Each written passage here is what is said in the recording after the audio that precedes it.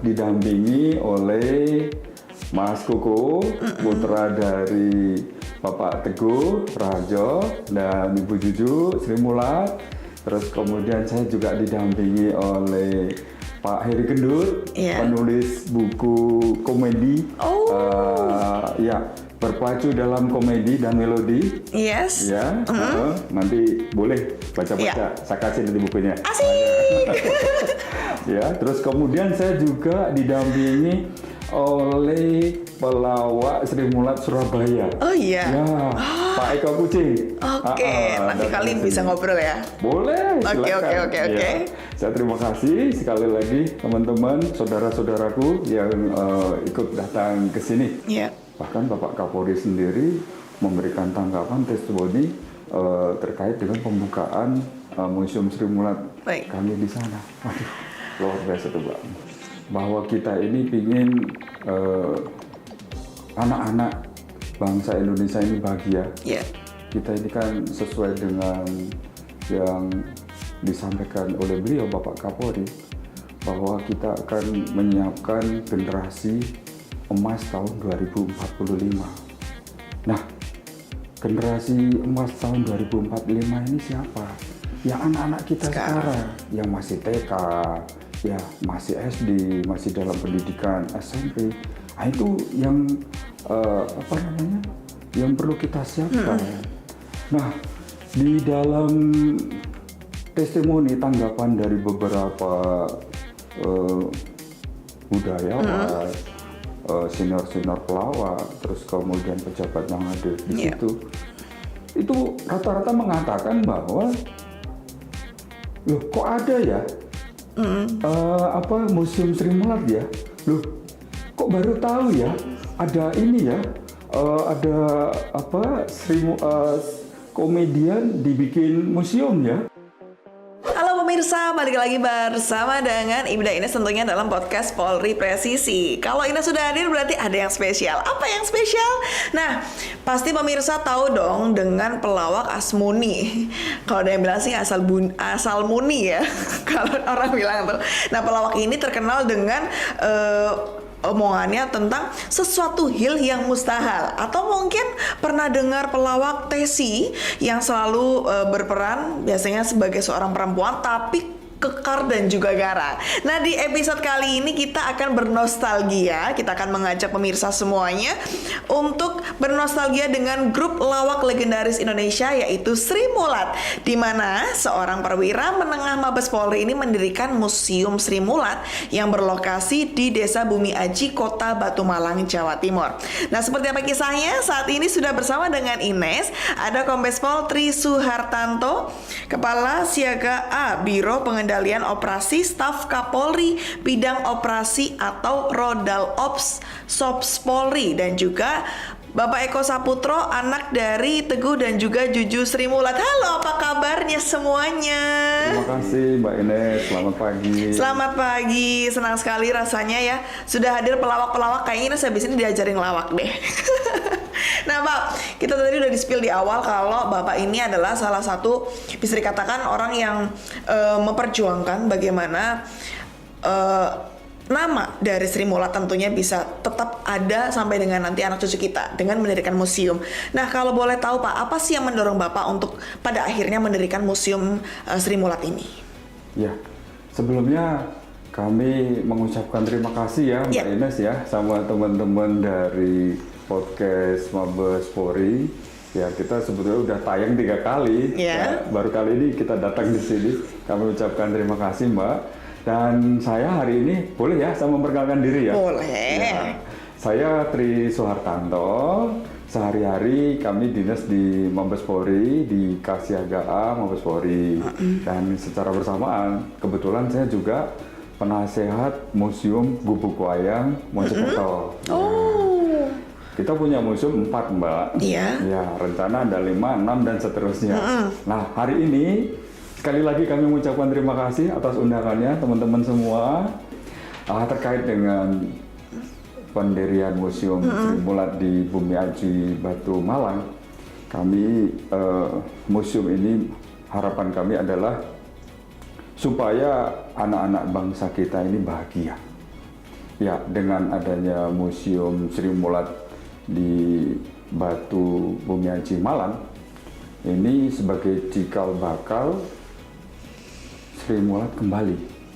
Dan tentunya dengan adanya Museum Sri Mulat ini untuk memperkenalkan kepada generasi penerus, generasi kita, ya, supaya lebih mengenal tentang Sri Mulat, ya, dan tentunya dapat memaknainya, ya.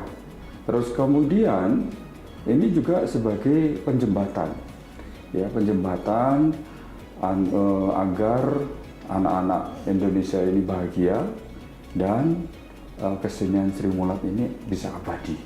Itu tujuan kami untuk mendirikan Museum Sri Mulat. Dan alhamdulillah Mbak, pada waktu kegiatan pembukaan itu sangat luar biasa, ya. Yang hadir di situ ada rektor dan ketua Universitas Ubaya hadir di situ. Terus kemudian ada Bapak Kapolda Jawa Timur hadir juga, ya. Terus kemudian ada juga dari seniman, budayawan, semuanya hadir di situ. Bahkan kita menerima testimoni, ya, tanggapan. Kalau saya itu ratusan, Mbak. Lebih-lebih dari teman-teman kepolisian. Terus kemudian banyak loh yang kaget-kaget atau yang belum tahu. Nah, kesempatan itu adalah untuk mengenalkan. Jangan sampai nanti ya generasi penerus kita apa sih atau Sri Mulat itu banyak loh Mbak, anggotanya 360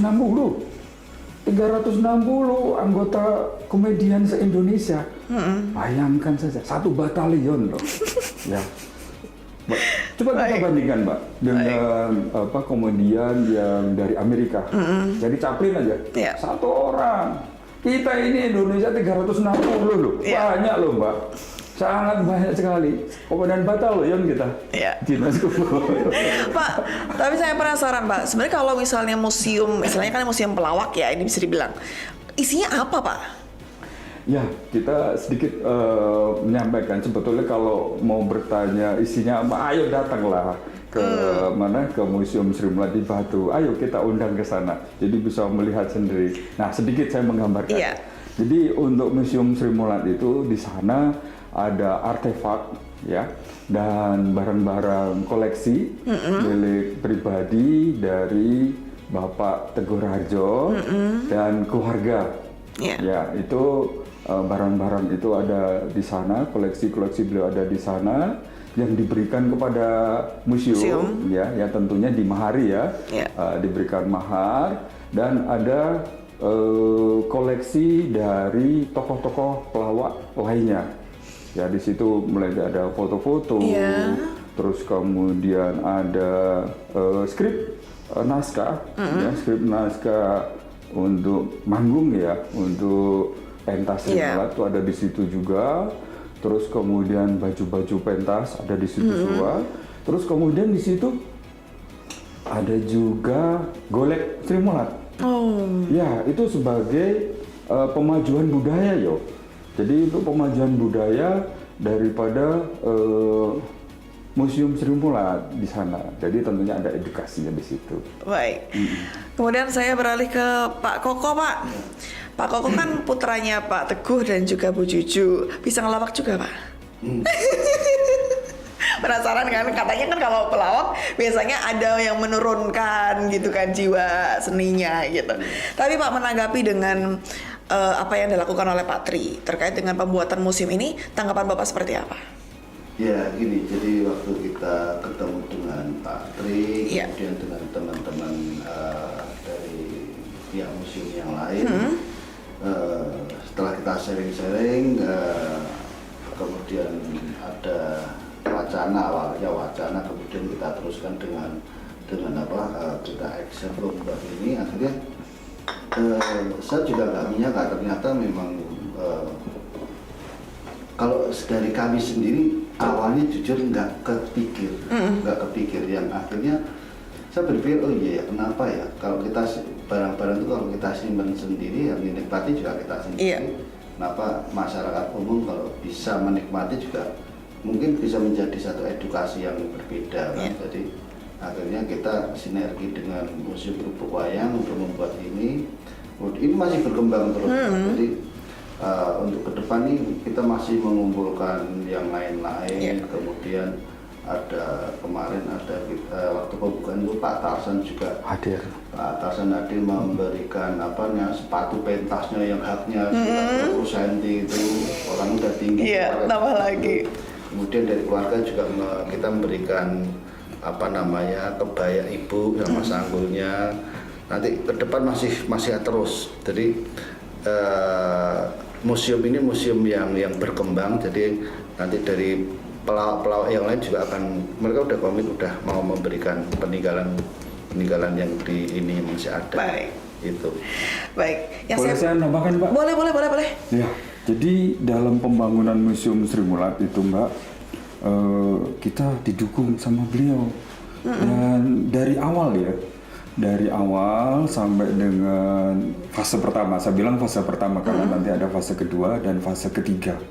Jadi mulai dari perencanaan, pembangunan, kita melibatkan dari keluarga pewaris Sri Mulat, termasuk teman-teman yang lain. Kita jadi tanggapannya dari keluarga sangat-sangat mendukung.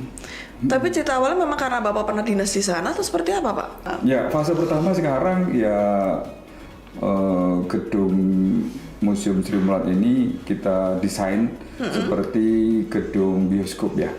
Karena seperti yang dulu bahwa Sri Mulat itu dalam melaksanakan pentas pada awal-awalnya ini menggunakan gedung-gedung bioskop.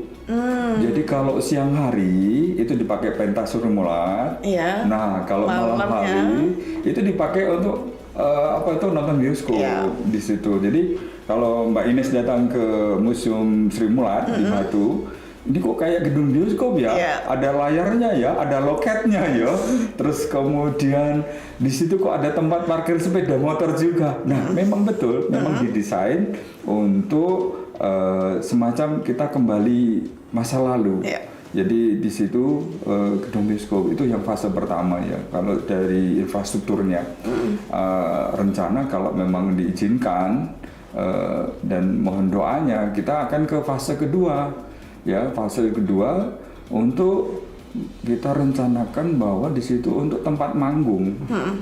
Jadi untuk tempat untuk rekan-rekan, saudara-saudara komedian itu untuk tampil mengekspresikan lawakannya, itu Mbak. Baik, pemirsa kita akan kembali lagi Pak. Nanti kita akan lanjutkan lagi ya Pak ya, izin. Dan pemirsa kita akan kembali lagi nanti masih bersama dengan Ines di podcast Polri Presisi.